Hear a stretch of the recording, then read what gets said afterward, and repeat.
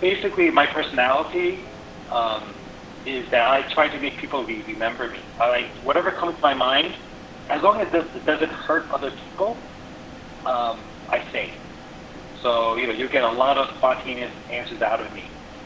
No, I'm not a doctor. I'm not smart enough to be one. Nor do I want to graduate with a very hefty medical school bill, tuition, and have to pay that off. No. I'm an occupational therapist. I went to school for 5 years, meaning I went to school for 2 years for undergraduate, freshman and sophomore year in college. I applied for a special occupational therapy program, which is similar to physical therapy. We overlap in classes. We do a lot of similar things, and we're part of the same department. But we do focus on physical therapy. Focuses more on the walking, climbing steps, 就是上步，用那个拐杖走路, right? Using some sort of assistive device to walk. And occupational therapy is more on occupation, eating, dressing, bathing. Remember those things that we learned at the beginning? All those, they call it ADL, activities of daily living. Can people say other types of things? Sleeping. Somebody says sleeping, right? As a pretty funny ADL, but it's true. Does anybody else have any questions for anyone? Are you married? Myrna, am I married? 你有没有看我有没有 I don't see a ring. Ring 怎么说？我没有一个加在哪？戒指 See, I knew it began with a J. I was close. 我没有一个戒指，你有没有看到一个戒指？我没有穿戒指， 你知道为什么？ Why? 我有太太，我有结婚，我30岁就结婚了。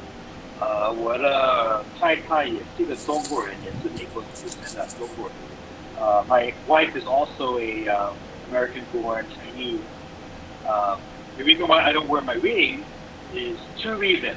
One is because it leaves a callus on my skin, which I don't like. I don't have a callus anymore.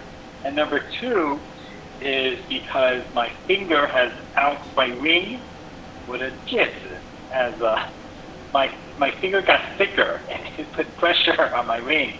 So I need to get it resized. And there's actually 3 reasons. The third reason is because I want single women to be attracted to me because I don't wear one. They look at my finger. So that was a joke. I think it's a fake lie. I was sure people were thinking of it. Ha ha ha. Okay, anything else?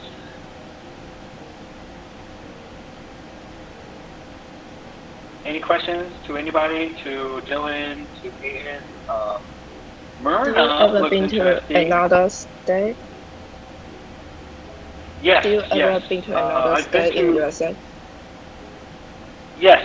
Basically, a lot of people in California, they go to, if you look on the map of the United States, a lot of people in California go to the neighboring states, meaning they go to Las Vegas, Nevada, to go gambling. Right? Everybody heard of Las Vegas and the Las Vegas Strip? So I've been to Las Vegas. It's about 3 hours away by car. If you go Friday night to go to Vegas when everybody else goes, it'll take you 10 hours. So don't go Friday night when everybody else goes. People have experience, but you guys are too young to drive anyway, so it doesn't matter. Just be in the car, you wake up and you're there. People go to the Grand Canyon, and that is in 4 states. Grand Canyon is in a very big thing, so it's in like Colorado. So I've been to New York because我去学校, 我上学校 was all in New York. All my schooling was in New York.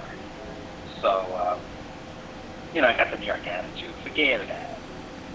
I'm walking here. Don't you see I'm walking? What do you want?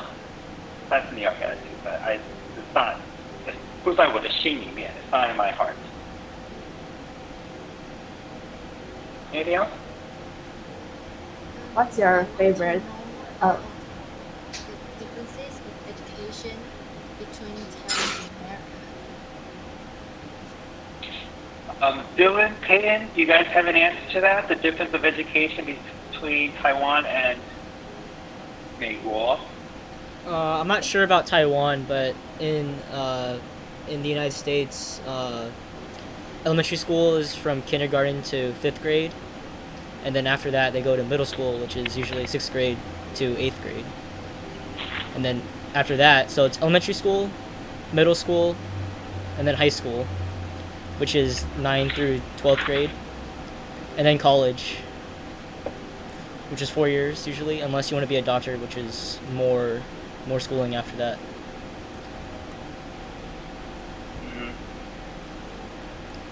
Can you explain how schooling works in Taiwan?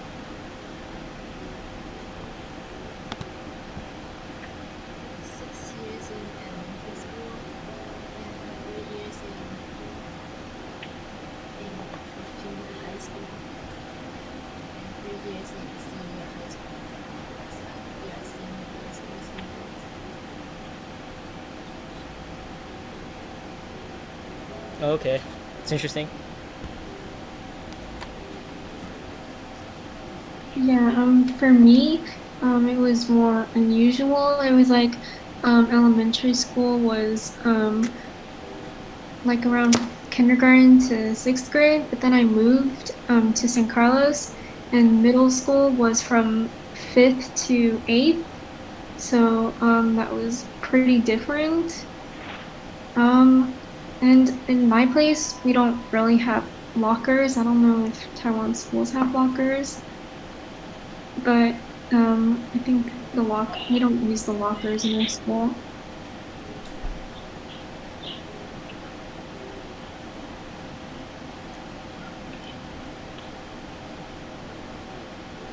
Any other questions for anyone here? Yeah, ask really weird questions. You know, that's something that nobody really asked before. Don't be afraid.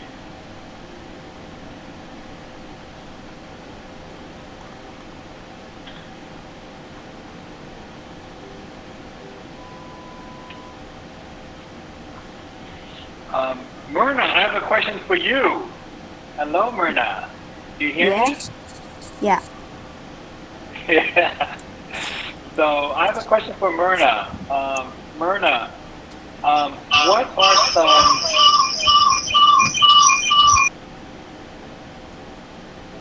Oh, I think I heard some background.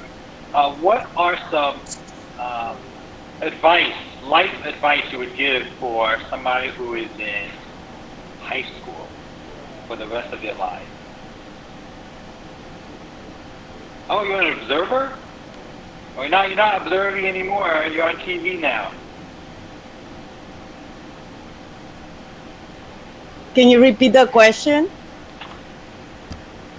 The question is, what life advice?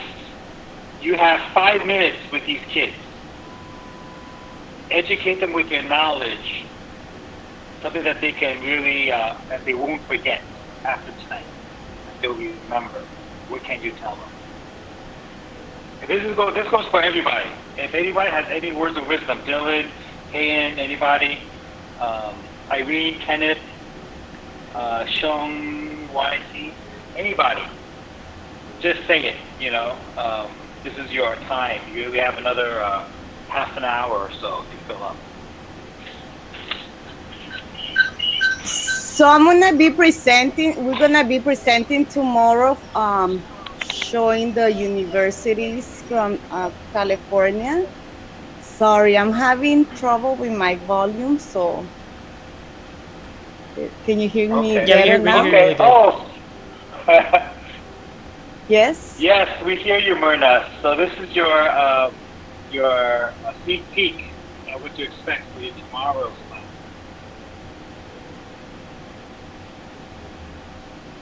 Okay. Does anybody else have any?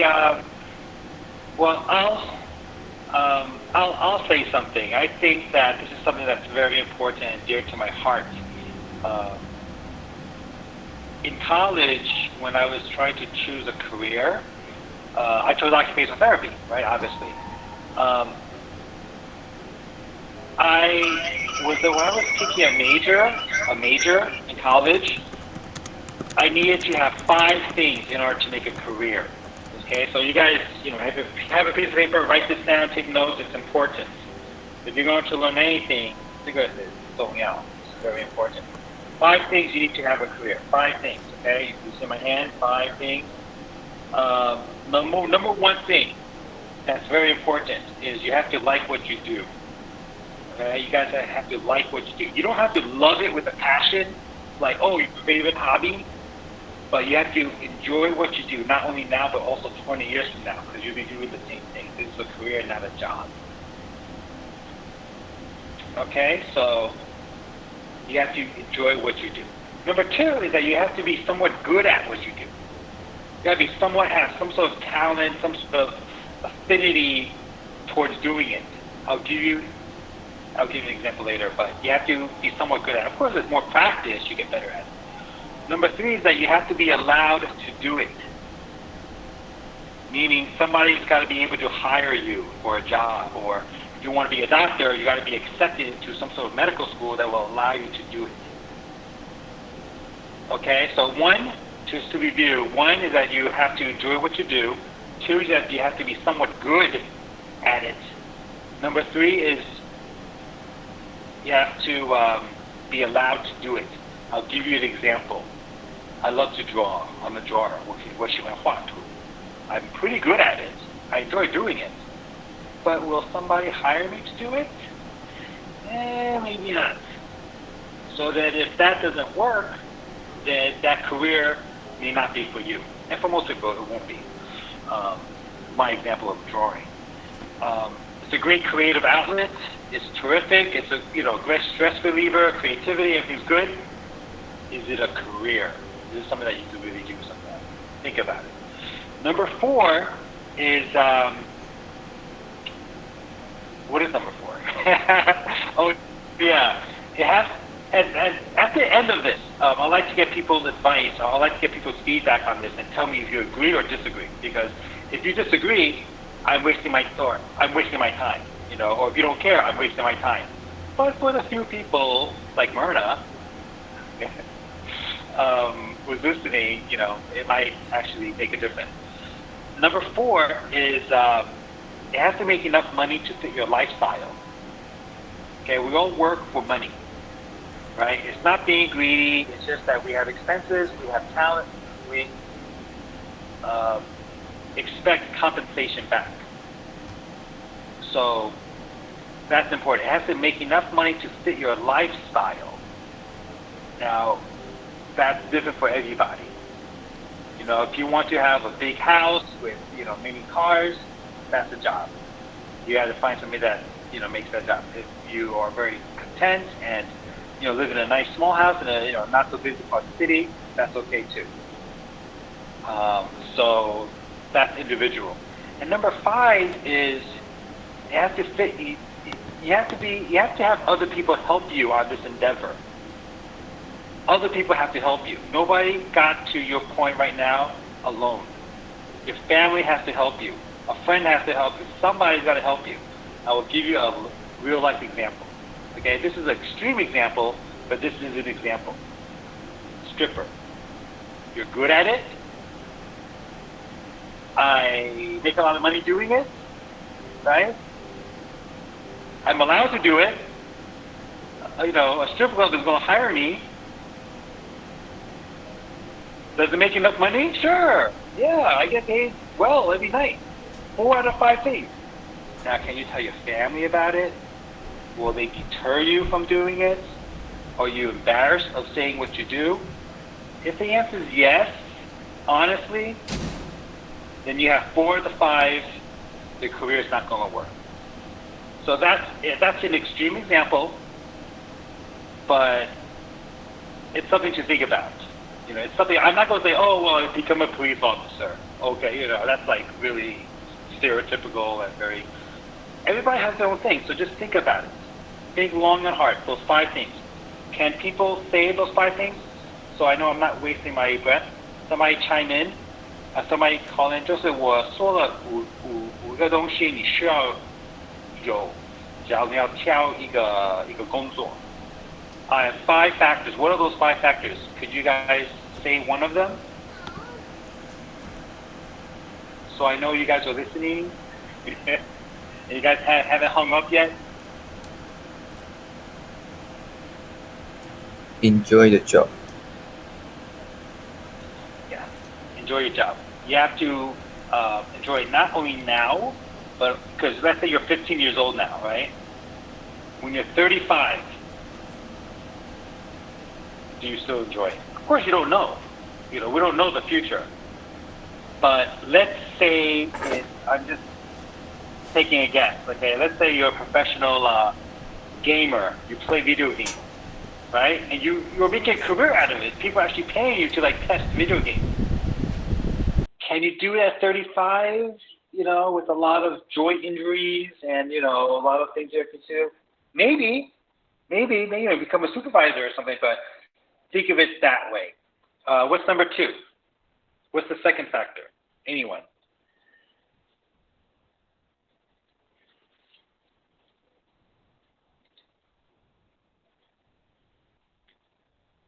Did you guys forget already? You have to enjoy what you do. What else?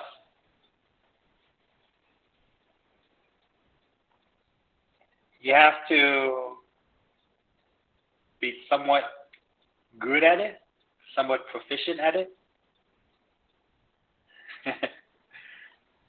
Right? If you like to play a musical instrument, but you can't really play the piano so well, you're going to go for it.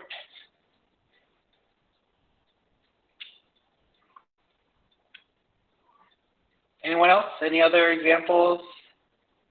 Anybody else have the third reason? You have to enjoy it, you have to be somewhat good at it. Anyone else? Be allowed to do it. Because if nobody, you have to be allowed to do it. Can you give an example? Can you give a story or something, an example of that? If somebody asks you, I don't know what that means, can you explain to them? Not illegal.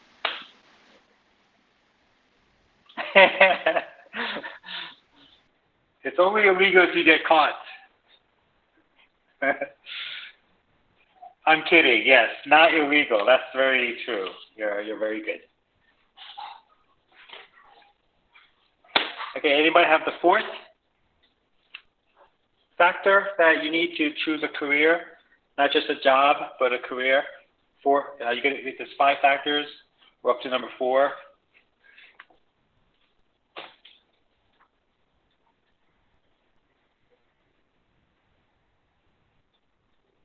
Anyone? It has to make enough what? It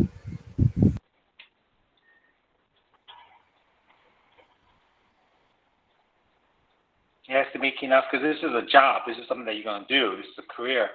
It has to make enough moolah. Moolah is a slang word for in English. Not Mulan. Moolah. It needs to make dinero. Not narrow. Dinero. Oh, because that's Spanish.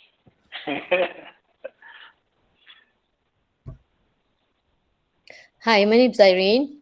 David, since you asked, I totally agree with what that they were saying. I think it's important when you guys in high school, it's a time for you guys to look.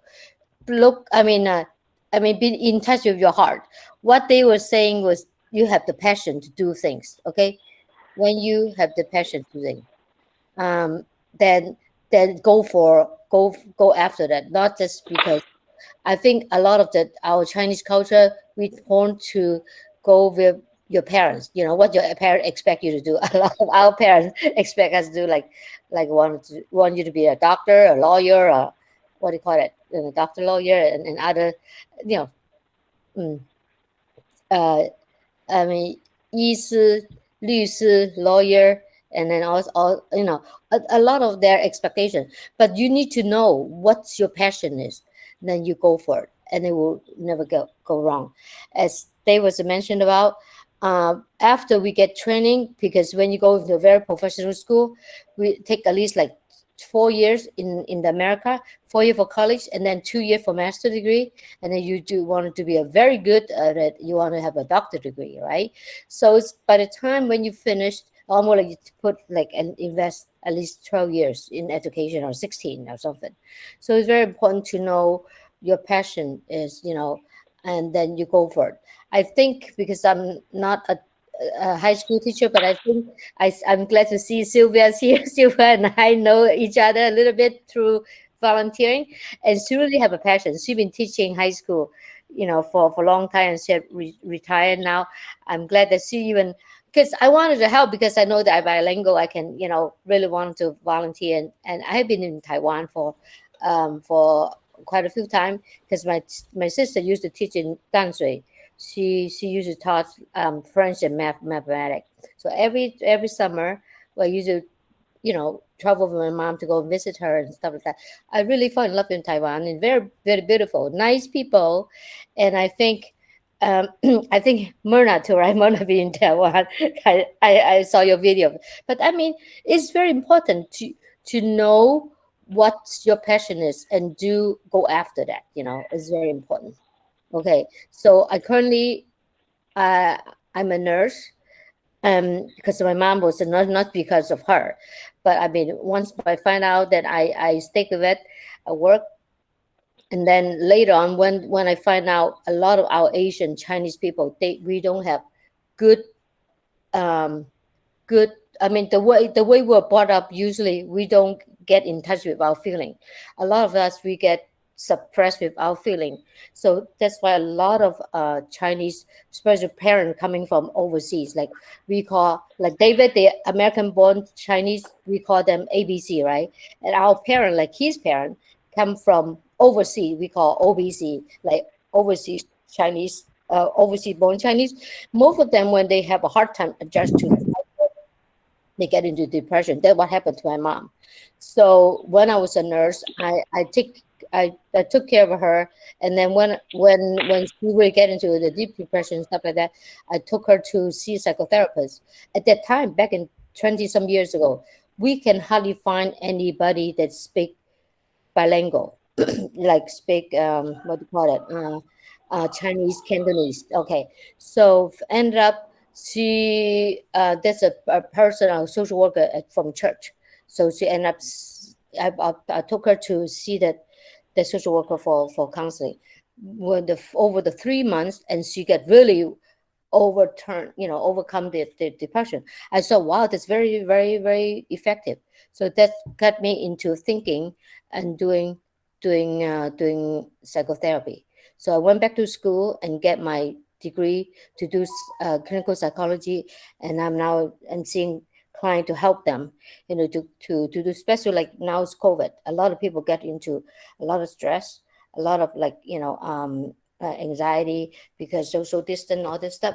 So me and my coworker, I mean my colleague, Kathy Stone, we're gonna do a stress reduction or stress management next Wednesday. I don't know if it's gonna be the same group of students, but I think that's what we're trying to do.